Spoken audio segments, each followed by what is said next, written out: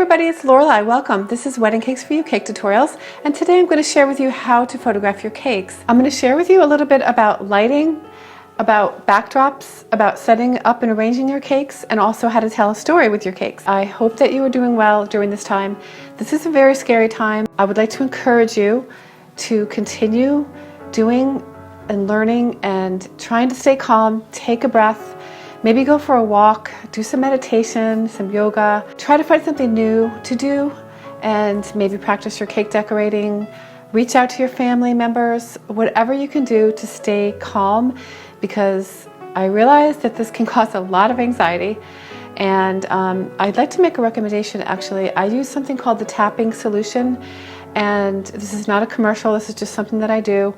You can go and get the free app. It's the Tapping Solution app, and there's free meditations on there. It's super easy to do.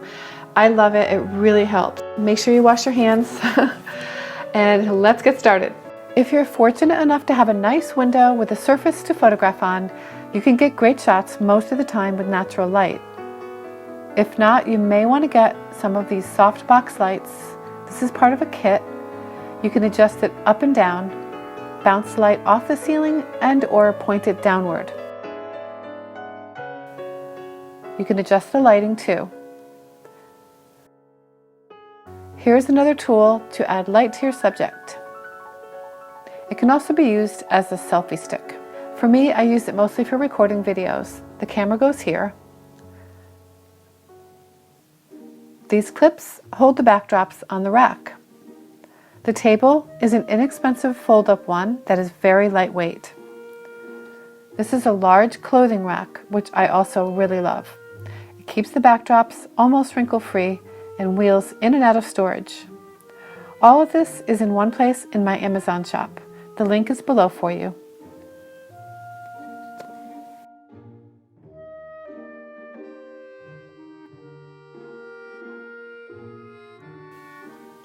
As you can see, the light from this is very bright, so you can move it further away, point it in various directions, etc. until you're happy. You can also use it to light up the background. Turn off your regular lights when taking photos. When you get really close, you see how beautifully magical your display becomes. I'm adjusting the light so you can see how it affects the backdrop. Now you can see the wrinkles. These occasionally need to be ironed. Another tool that you really need to have is a poster board with clips. The clips create a stand, but be super careful. If you have a person to help, it's always best. You can use this to bounce light back onto the dark side of the cake.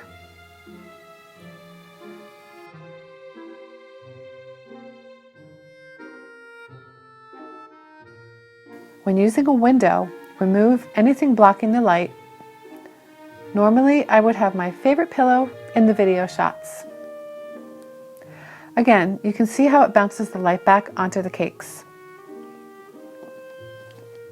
Sometimes I like to leave the dark side. I think it's very dramatic.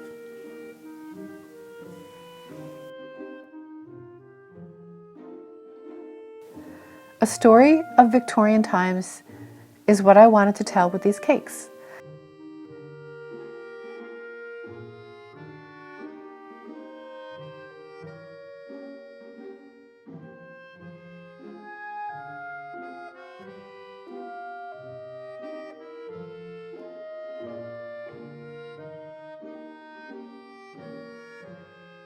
I use PicMonkey. It's easy and it's very inexpensive. I think it's like $5 a month. You can enrich your pictures by boosting the colors. In this case, I boosted it twice and then erased some of the second application because I wanted to make the wood look really deep.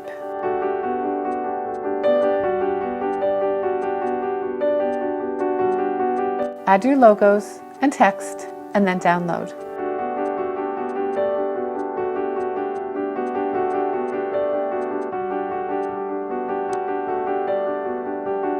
Outdoors is another option. I have a spot with stone and moss that I really like.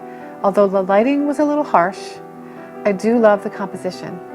I deepened this quite a bit, and the window lighting is my favorite. This one is more subtle, so I kept the color a little lighter.